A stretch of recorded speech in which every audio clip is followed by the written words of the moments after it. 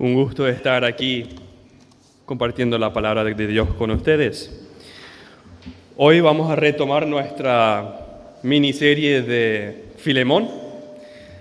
Marcos empezó la semana pasada predicando del 1 al 16 y hoy vamos a concluir con los versículos 17 hasta el 25, la última parte. Como bien predicó Marco la semana pasada, Filemón es una epístola muy personal, muy íntimo de Pablo. Es una de las 3 epístolas que él dirige directamente o especialmente, particularmente a una persona, ¿no?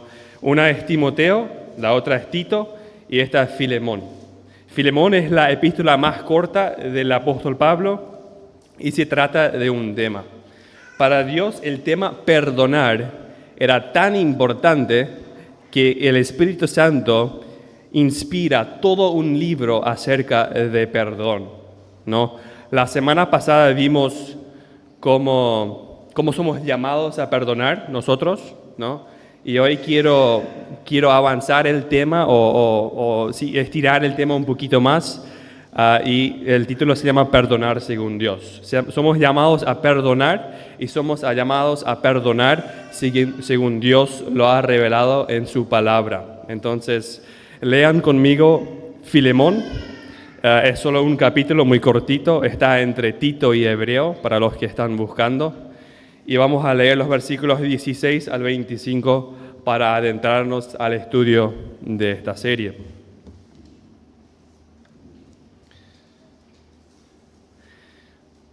Dice la palabra de Dios en Filemón, 17 al 25. Así que, si me tienes por compañero, recíbele como a mí mismo. Y si en algo te daño o te debe, ponlo a mi cuenta. Yo, Pablo, lo escribo de mi mano, yo lo pagaré, por no decirte que aún tú mismo te me debes también.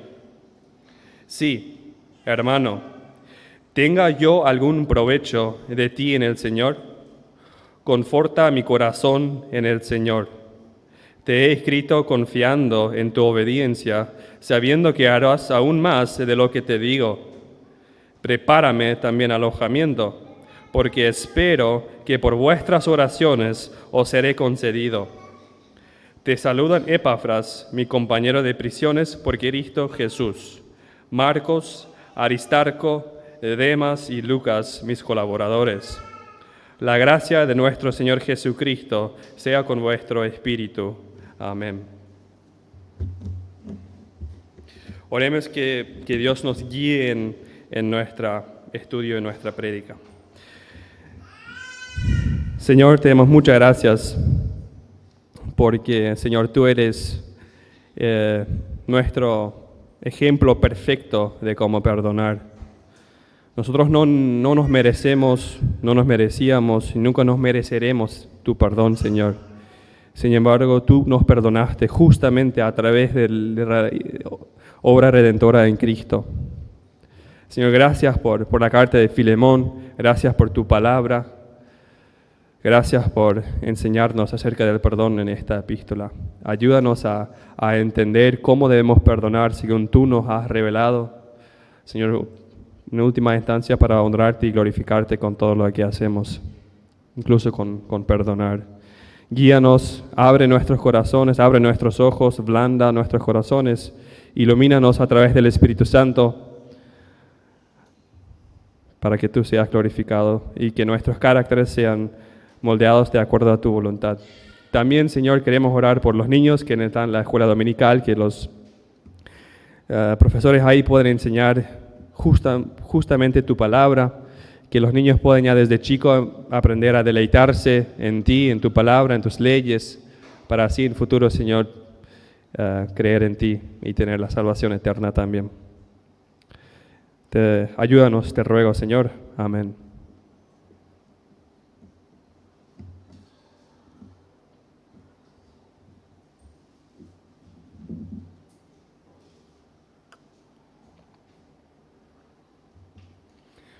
Muy bien, así que es esencial para cada creyente, para cada uno de nosotros, que nosotros entendemos y comprendemos de a fondo la teología atrás del perdón, ¿no? ¿Qué es perdonar y por qué debemos perdonar? ¿Y qué debería de motivarnos a perdonar?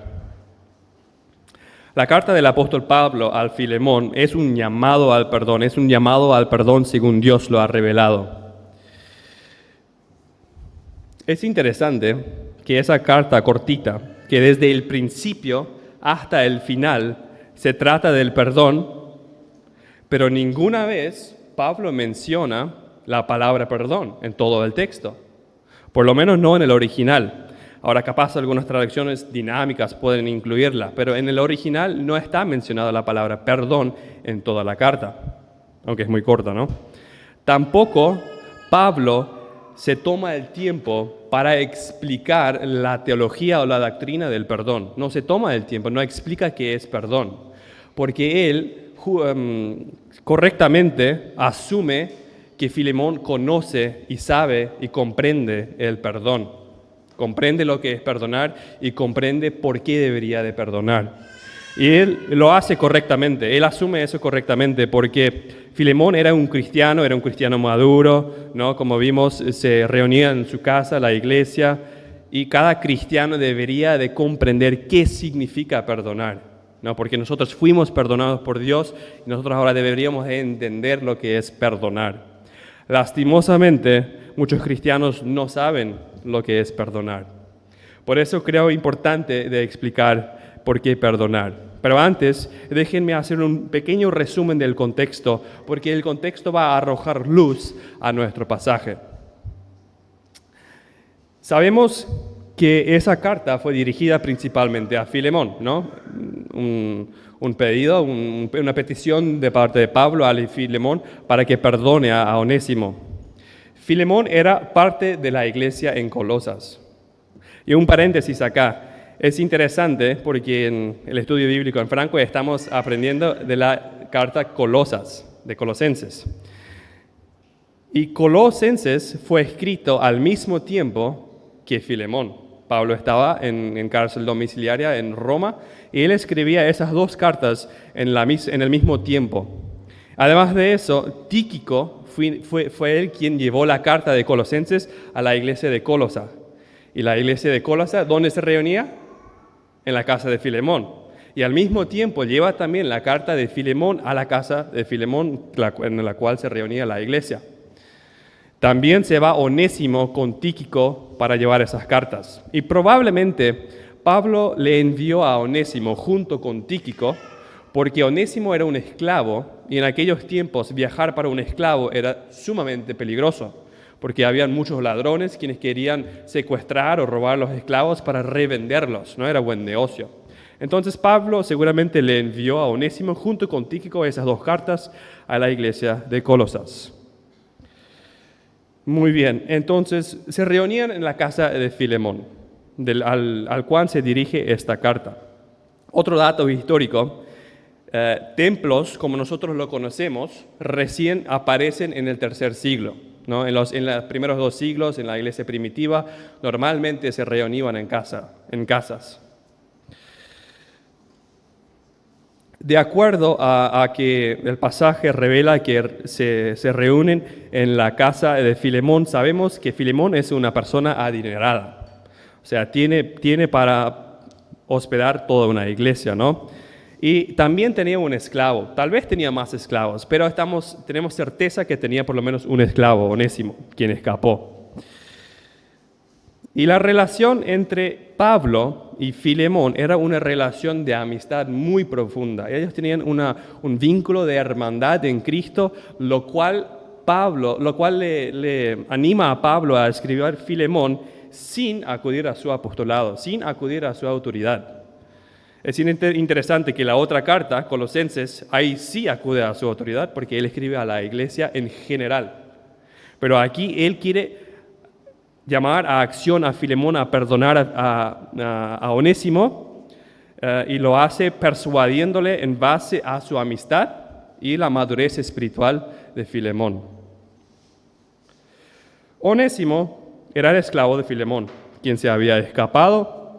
Probablemente había robado a alguien, algo, no sabemos si robó de la iglesia en sí, porque la iglesia se encontraba ahí, no sabemos si solamente a Filemón, pero había robado algo para su viaje, para escaparse. Y por la providencia soberana de Dios, Onésimo se encuentra en Roma, donde Pablo está en la cárcel domiciliaria con Pablo mismo. No sabemos si él le buscó a Pablo, porque Pablo era muy conocido en la iglesia, en la casa de Filemón, ¿no? Puede ser que él se sintió mal y se fue a buscar a Pablo y hablar con él, no sabemos, pero lo que sabemos es que se encontró con Pablo y que Pablo hizo lo que Pablo hace mejor, y es predicar el evangelio, y Onésimo se convirtió. Y Onésimo se convirtió de verdad, porque él demostraba frutos de arrepentimiento. Él quería arreglar lo que él había hecho mal, ¿no? Él quería volver a la casa de su amo, y Pablo le quería enviar, y Onésimo estaba de acuerdo, y quería arreglar lo que hizo mal. Y cuando digo que él de verdad quería arreglar, de verdad es así, porque historiadores cuentan que en aquellos tiempos los esclavos ni eran conocidas personas legalmente. No eran reconocidos como personas. Y cuentan, una anécdota muy corta, que en aquella época se sabe, y se han escrito los historiadores, que un amo mató a su esclavo sin justificar por qué le mató. Por el simple hecho le mató porque le placía matarle a su esclavo. Y no le cuestionaban, porque no eran personas legalmente. Obviamente durante el transcurso del tiempo se han cambiado las reglas, y una de las reglas que implementaban es que el esclavo tiene el derecho de un juicio después de haber hecho un crimen, pero en aquellos entonces no lo tenían todavía. Así que con eso en mente, imagínense Onésimo, quien había hecho un crimen, y un crimen muy feo, muy grave para aquel entonces, aún así, quiere volver a su amo y arreglar. Él está dispuesto a confrontar, a tomar responsabilidad de sus hechos. Él está dispuesto a las consecuencias de no sabemos qué podría haber hecho Filemón. Obviamente Filemón como cristiano no le había matado, etcétera, pero Filemón podía castigarle, y podía castigarle gravemente. Sin embargo, Onésimo ahora es un convertido y quiere arreglar eso. Hermano, si tú tienes una cuenta sin resolver, deberías de desear de arreglar esas cuentas. Si tú ofendiste a alguien, deberías de desear arreglar esa ofensa.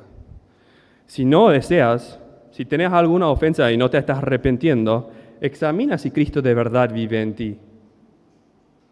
¿No? Que Cristo vive en nosotros, el Espíritu Santo nos convence de nuestros pecados, de nuestras ofensas. Nosotros deseamos perdonar ahora.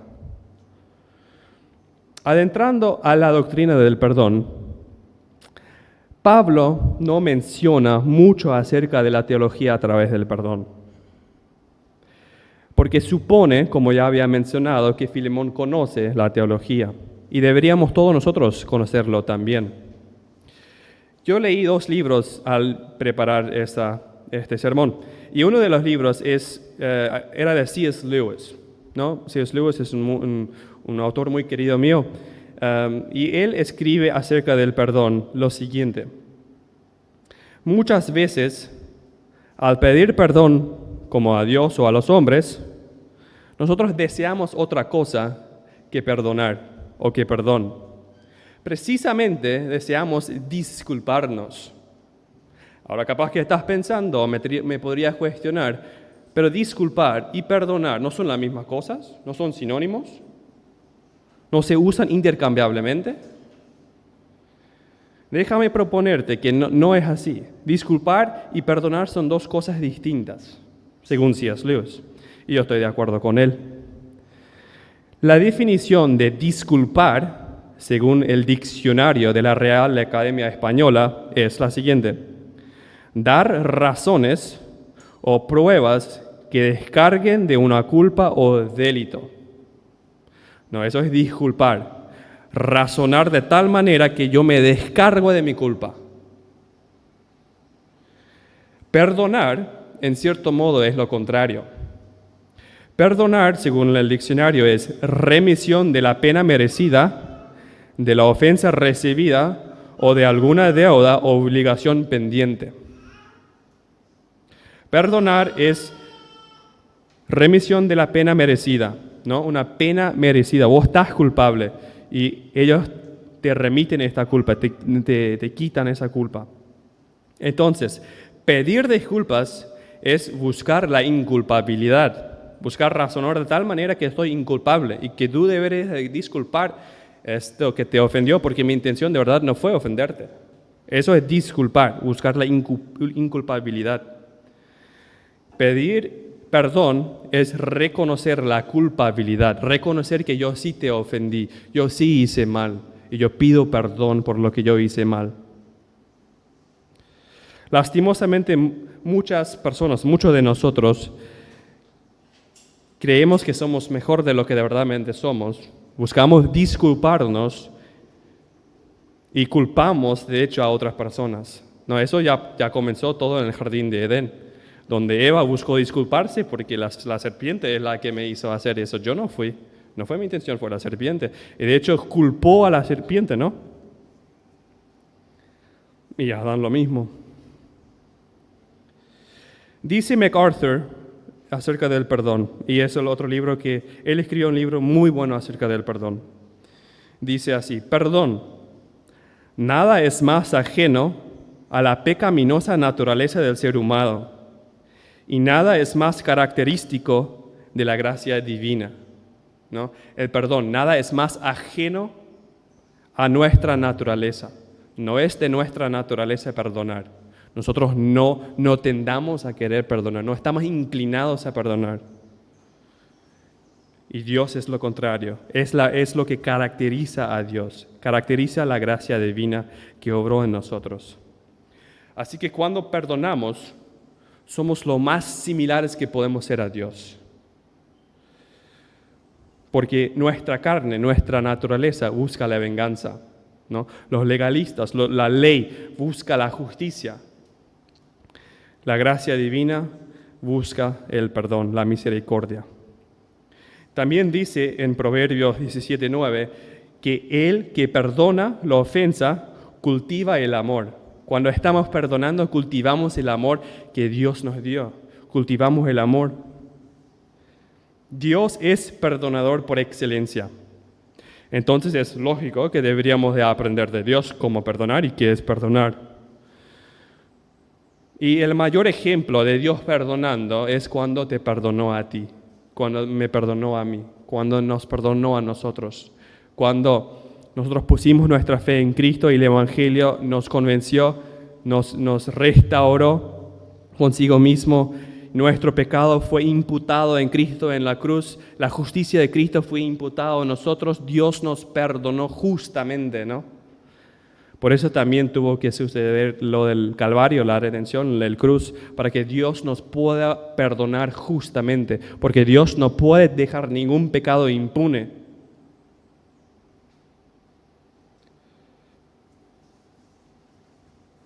Nosotros no merecíamos ser perdonados y estaremos volviendo a ofender a Dios también, incluso como cristianos. Sin embargo, Dios es misericordioso. Dice el Salmo 145, 8 al 10. El Señor es compasivo y lleno de ternura, lento para la ira y grande en misericordia. El Señor es bueno con todos y se compadece de toda su creación. Dios es misericordioso. Dios nos perdonó y deberemos de perdonar también.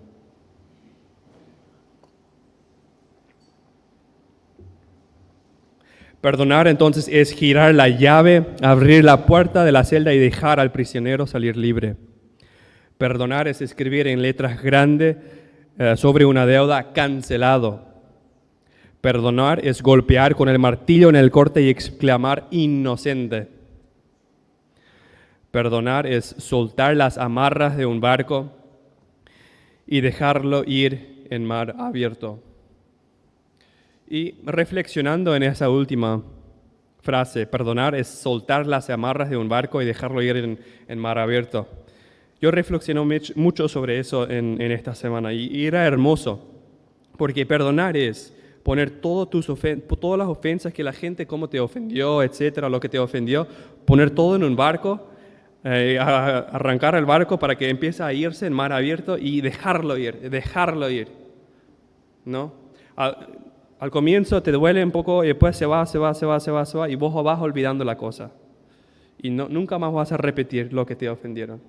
Si vos no puedes soltar, perdonar y dejar que se vaya, capaz que no perdonaste de verdad. Adentrando a nuestro texto, desarrollando Filemón 17 al 25.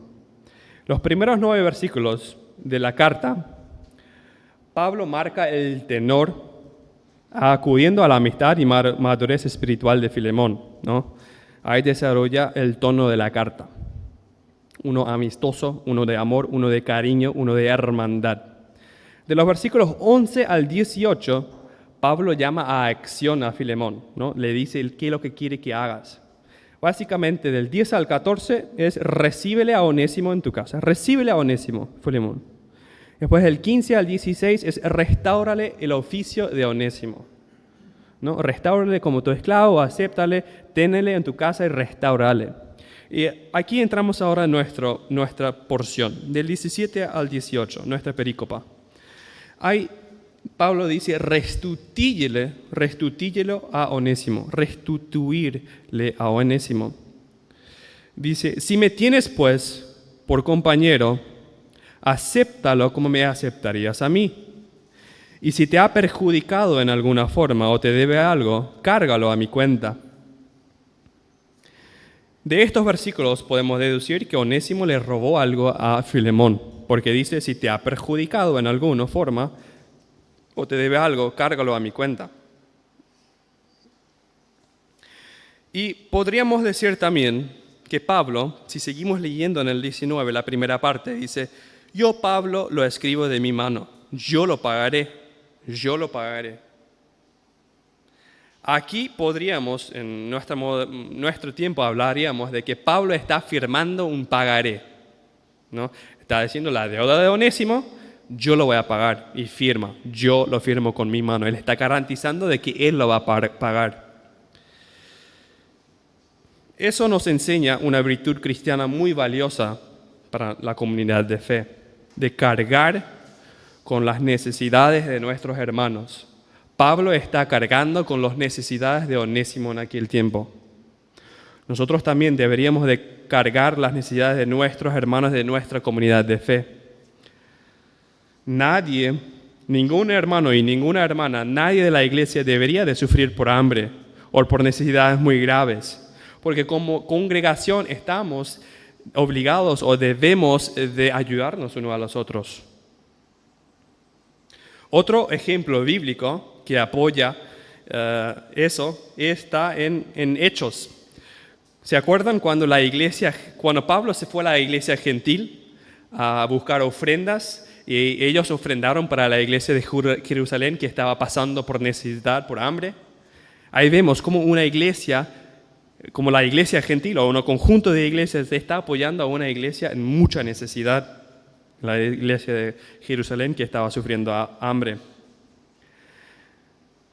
Entonces podemos aprender de cargar con las necesidades de nuestros hermanos, ¿no? Ya sea cualquier cosa, porque también dice la Biblia, si llora tu hermano, llora con él. Si ríe tu hermano, ríe con él. Eso es cargar también con las necesidades de mi hermano. Tanto sentimental, emocional, económico, lo que sea. Y entonces aquí, ya que entramos en 19, aquí empezaremos a ver cómo Pablo empieza a motivarle a Filemón a perdonar. Del 19 al 25, Pablo da las razones las cuales deberían motivar a Filemón a perdonar. Y déjeme proponer que las mismas motivaciones nos deberían motivar a nosotros también. Leamos el texto. Yo, Pablo, escribo esto con mi propia mano. Yo lo pagaré, por no decirte que aún tú mismo me debes a mí. Sí, hermano, permíteme disfrutar este beneficio de ti en el Señor. Recrea mi corazón en Cristo. Te escribo confiando en tu obediencia, sabiendo que harás aún más de lo que te digo. Y al mismo tiempo, prepárame también al alojamiento, pues espero que por las oraciones de ustedes les seré concedido. Te saluda Epafras, mi compañero de prisión en Cristo Jesús. También Marcos, Aristarco, Demas y Lucas, mis colaboradores. La gracia del Señor Jesucristo sea con el espíritu de ustedes.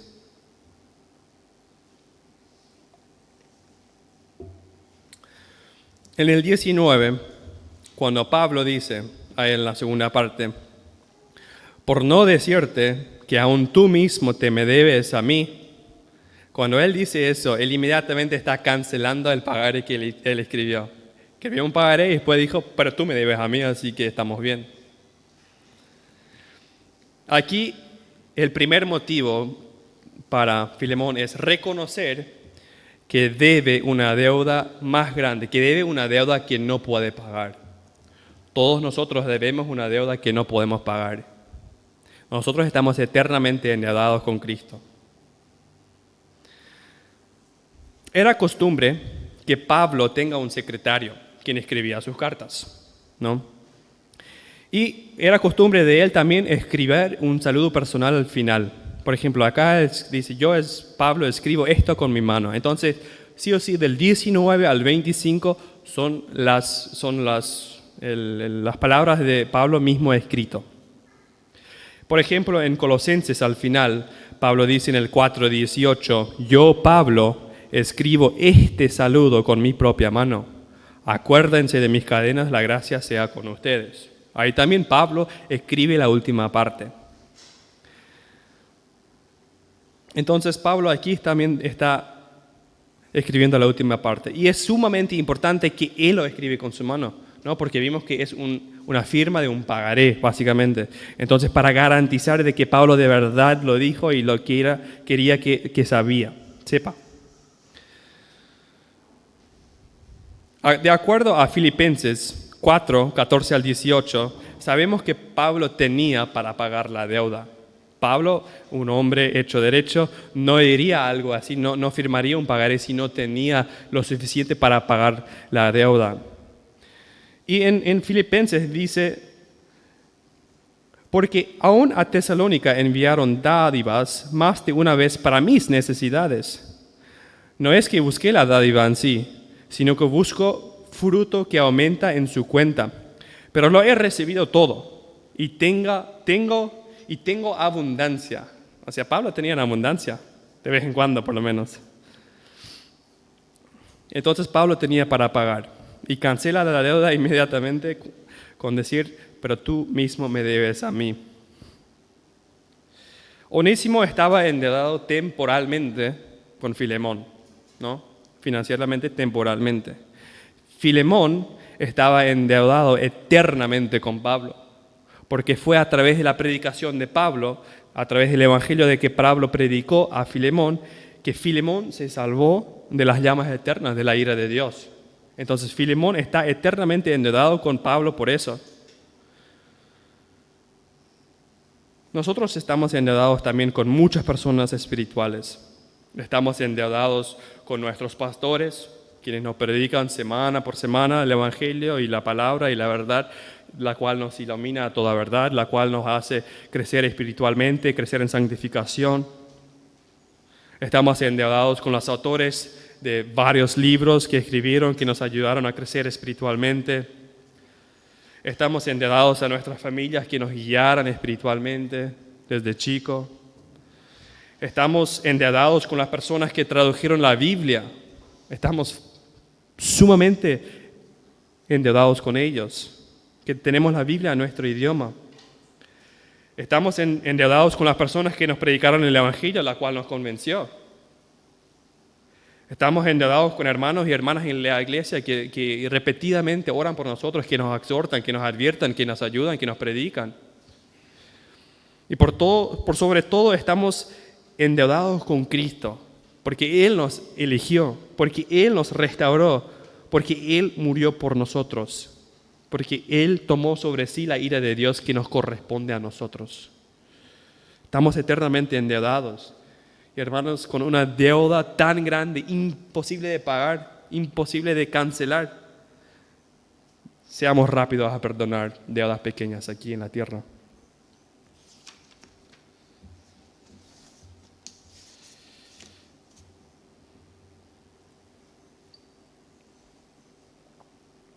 Versículo 20. Sí, hermano, tenga yo algún provecho de ti en el Señor, conforta mi corazón en el Señor. Aquí vemos otro motivo. Pablo le está diciendo a Filemón, perdonale, porque si le perdonas a él, vos me estás haciendo de bendición. Yo voy a estar bendecido si le perdonas. ¿Y cómo será bendecido Pablo? Obviamente él se va a gozar y se va a alegrar porque se está restaurando la relación entre Filemón y Onésimo, ¿no? Dice Pablo en Filipenses 2:2, hagan completo mi gozo, siendo del mismo sentir, conservando el mismo amor, unidos en espíritu, dedicados a un mismo propósito. A Pablo le gozaba verle a la gente en el mismo sentir. A Pablo le gozaba verle en el mismo amor. A Pablo le gozaba verle unidos en espíritu, dedicados a un propósito. Y eso sería la bendición de la cual Filemón le podría bendecir a Pablo aquí en el texto. Dice, recrea mi corazón. Recrea mi corazón. Yo me voy a gozar en que vos le perdonás a Onésimo. Y eso también debería de motivarnos a nosotros. Porque nosotros estamos bendeciendo a nuestros hermanos, estamos bendeciendo a nuestros pastores, estamos bendeciendo a la iglesia y además de eso estamos bendeciendo a la comunidad incrédula cuando estamos perdonando. Porque los incrédulos pueden ver, wow, qué unido está esa iglesia. Y si no perdonamos, producimos mucha confusión en los incrédulos. ¿Por qué? Entonces, si ellos nos miran y dicen, por mí la iglesia misma está unida. ¿Cómo yo voy a estar parte de eso? Ellos dicen, hablan de amor, de unión, etcétera, etcétera, pero ellos ni están unidos. Obviamente se puede llegar también a otro extremo que muchos pastores están haciendo, están comprometiendo la verdad diciendo que es por amor, ¿no? Pero ellos no están definiendo bien lo que es amor. Nosotros tenemos que definir bíblicamente lo que es amor, lo que es unión y aplicar eso a nuestras vidas. Y sabemos que no es comprometer a Dios. No es comprometer a la palabra de Dios. Versículo 21. Pablo escribe, te escribo confiando en tu obediencia, sabiendo que harás aún más de lo que te digo.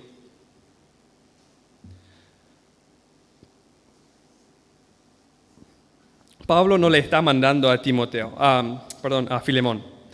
Él simplemente reconoce que Filemón era un hombre piadoso. Pablo confía en que Filemón conoce y sabe y comprende lo que es perdonar y que obedecerá al Señor en perdonar. Pablo incluso dice, vos vas a hacer más de lo que yo te pido.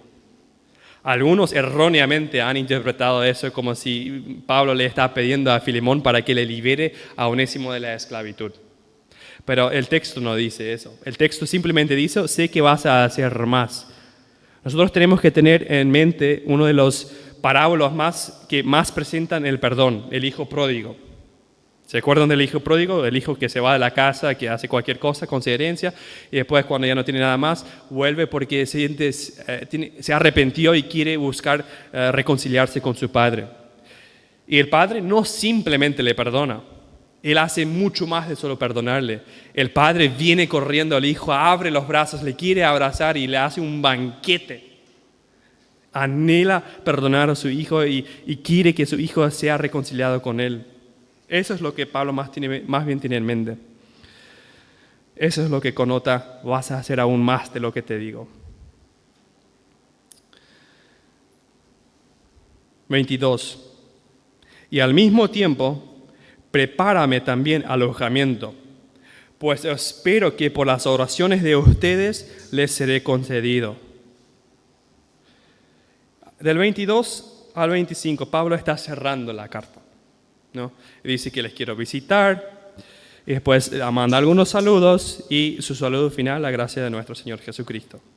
Pero aquí en el 22, cuando dice, prepárame también alojamiento, eso también podría ser un motivo de perdonar, ¿no? Porque como sabemos, nosotros tenemos que rendir cuentas a nuestros hermanos, rendimos cuentas a nuestros pastores, y la rendición de cuentas nos ayuda a perdonar también. Aunque lo primordial, lo principal de nuestro motivo de perdonar es Cristo, porque Cristo nos perdonó, pero vale también la rendición de cuentas porque nos ayuda a perdonar. Por eso tenemos que rendir cuentas, porque nos santificamos a rendir cuentas. Nos ayuda a ser más santos. Dice, por ejemplo, en Santiago 5:16, por tanto, confiésense sus pecados unos a otros. Confiésense sus pecados y oren unos por los otros para que sean sanados. La oración eficaz del justo puede lograr mucho. Eso de rendir cuentas, de que cuando Pablo dice voy a venir y para rendir cuentas, es una idea similar tomada de 1 Corintios 4, 18 al 21, donde Pablo le dice a los corintios, ¿no? ¿Se acuerdan que los corintios no creían en la apostolidad, la autoridad de Pablo? No querían rendir cuentas a Pablo, estaban con los superapóstoles, no queremos nada de Pablo, nosotros tenemos nuestros superapóstoles. Pablo le dice a los corintios, algunos de ustedes se han vuelto arrogantes, como si yo no hubiera de ir a verlos, pero iré a verlos pronto. Y si el Señor quiere, y conoceré no las palabras de los arrogantes, sino el poder que tienen, porque el reino de Dios no consiste en palabras, sino en poder. ¿Qué quieren? ¿Iré a ustedes con vara o con amor y espíritu de mansedumbre? Aunque Pablo en la carta de Filemón no menciona una vara, sí tiene la connotación de rendir cuentas. Y Pablo está siendo muy optimista cuando él dice que le va a visitar, porque él está en la cárcel. Imagínate a alguien en la cárcel que te dice, ay, te voy a visitar el día de mañana, pero estás en la cárcel. Está siendo muy optimista. Y Pablo está diciendo que por las oraciones de ustedes les seré concedido. Pablo confía en la soberanía de Dios, confía en la providencia de Dios, confía de que Dios le va a liberar y que él va a poder visitar a muchas iglesias otra vez. Y la oración es algo muy importante para la vida del cristiano. Nosotros debemos de orar por nosotros, por los pastores, por los que están encarcelados, por los misioneros, etc. Aunque la oración no tuerce el brazo de Dios, sí la oración son los méritos por los cuales Dios obra. Dice MacArthur, las oraciones son los nervios que mueven los músculos de la omnipotencia. Está muy buena esa frase, ¿no? Así que Pablo confiaba en la providencia de Dios, de que él iba a visitarle a ellos. Pero que ellos tenían que orar por eso. Y para concluir la carta, Pablo empieza a mandar saludos. En el 23 al 24. Te saluda Epafras, mi compañero de prisión en Cristo Jesús, también Marcos, Aristarco, Demas y Lucas, mis colaboradores.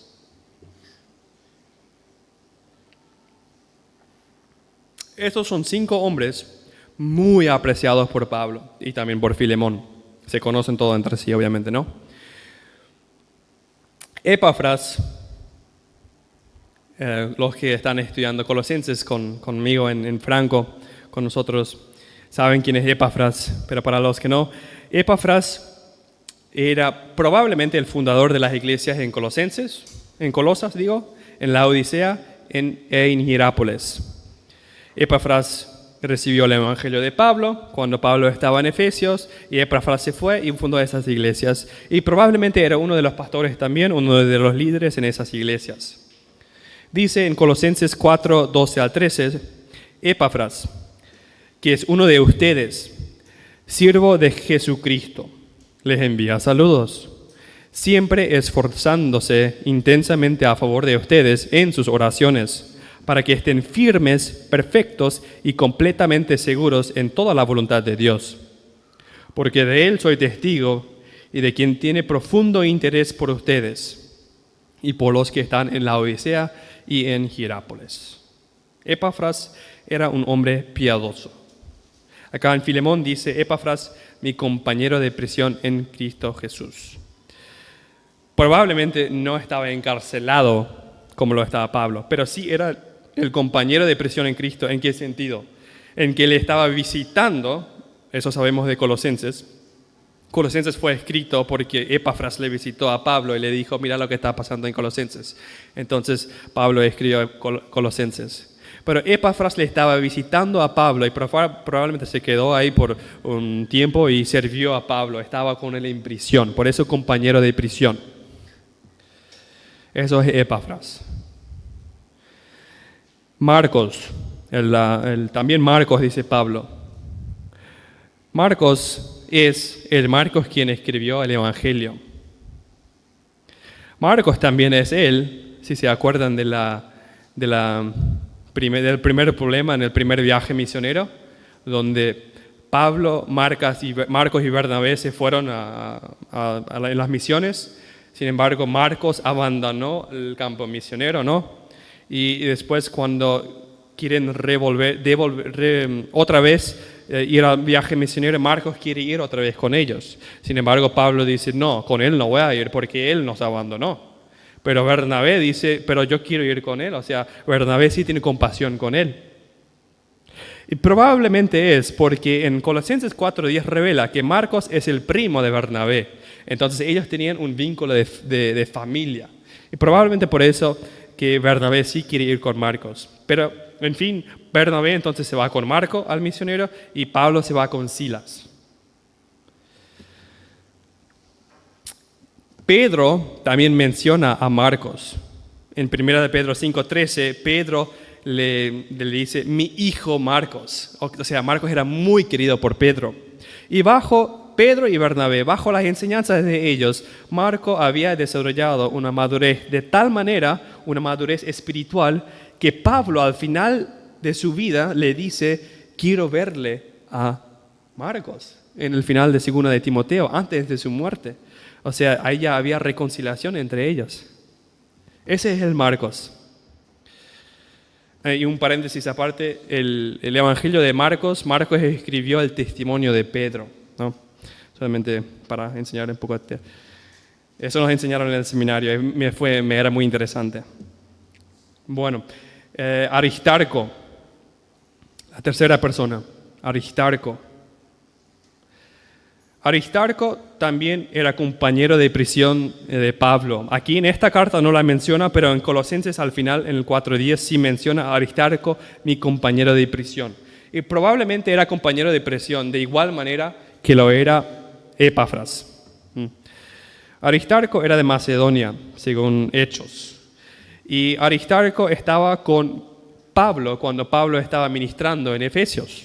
De hecho, incluso le arrestaron cuando estaba ahí, según Hechos 19:29. Aristarco también embarcó cuando Pablo se tenía que ir en este viaje de barco, ¿no? Cuando se fue y se inundó el barco, etcétera, todo eso. Aristarco se fue con él también ahí. Ellos tenían muchas historias juntos, vivieron juntos, predicaron juntos. Demas, cuarta persona. Demas, no sabemos mucho de él. En Colosenses también solo menciona el nombre Demas, nada más. Aquí todavía es uno de los colaboradores de Cristo y de Pablo. Sin embargo, lastimosamente, según 2 de Timoteo 4:10, Pablo dice, pues Demas me ha abandonado, habiendo amado a este mundo presente. Lastimosamente Demas apostató, se fue del grupo. Pero aquí en este texto está todavía con ellos. Y al final menciona a Lucas. Y Lucas en Colosenses, Pablo le dice el médico amado. Lucas era un médico y era amado. Lucas escribió el Evangelio de Lucas y Lucas también escribió Hechos, ¿no? Fueron las dos cartas que él escribió y él participó en muchos viajes misioneros con Pablo, estaba mucho con él y también él estaba con Pablo al final de su vida. Según 2 Timoteo 4:11 dice, solo Lucas está conmigo ahora. Solo Lucas está conmigo y envíale a Marcos. Esos 5 hombres conocían bien a Filemón y esperaban que Filemón actúe de acuerdo a su fe. Por eso también es un motivo, ¿no? Mira, Filemón, todos esos hombres te amamos, somos los colaboradores y esperamos que vos actúes como un cristiano. Esperamos que perdones a Onésimo, porque si no le perdones, vas a romper el vínculo con nosotros. Eso pasó con Demas, quien se fue al mundo más tarde. Él sí rompió el vínculo y se fue, porque se fue al mundo.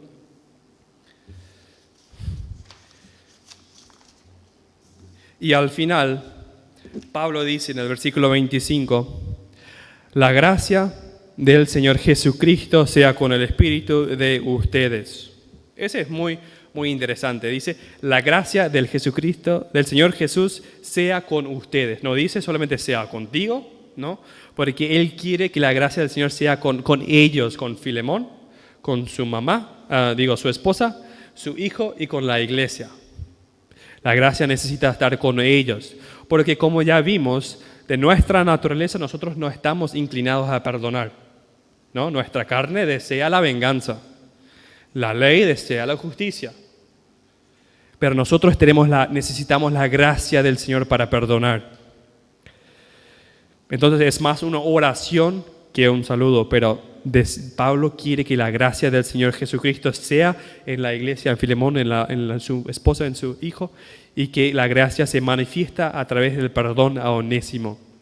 Porque obviamente toda la iglesia también debe estar dispuesta a perdonarle a Onésimo, porque él robó cosas de la casa donde la iglesia se reunía, entonces obviamente toda la iglesia sabía lo que pasó. Y ahí termina la carta. Dice, con eso Pablo concluye la carta.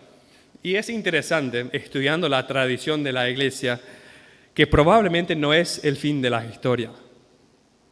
Los eruditos bíblicos dicen que no hay duda de que Filemón perdonó a Onésimo, o si no, no estaría la carta en el canon. Ellos por eso dicen que no hay duda. Y seguramente que le perdonó. Y seguramente que Pablo le visitó después de que salió de la iglesia, de la cárcel. Es interesante también que la tradición de la iglesia cuenta que 50 años más tarde, el padre Ignacio de la iglesia de Esmirna escribió una carta yéndose al martirio de Roma, ¿no? Él tuvo un viaje largo cuando se fue a Roma para ser martirizado y escribió varias cartas. Nosotros tenemos esas cartas. Y en una de esas cartas está escrita, y Ignacio dice lo siguiente: recibí vuestra gran congregación en la persona de Onésimo, su obispo, su pastor en este mundo. Un hombre, Onésimo, un hombre cuyo amor supera cualquier descripción con las palabras. Eso es lo que cuenta la tradición de la iglesia, ¿no? No podemos hacer dogma, no podemos decir que eso es verdad, pero si es verdad, es muy hermosa la historia de reconciliación, la historia de perdón a través de eso. Podemos concluir entonces dando gracias a Dios por la espectacular carta acerca del perdón, donde Pablo escribe acerca de una situación real del cual podemos desarrollar lo que es perdón. Apliquemos esas enseñanzas en nuestra vida para la honra y la gloria de Dios, para bendecirnos unos a los otros, seamos motivados correctamente a perdonar y no a disculparnos. ¿Se acuerdan de eso, no? Para la honra y gloria de Dios. Oremos.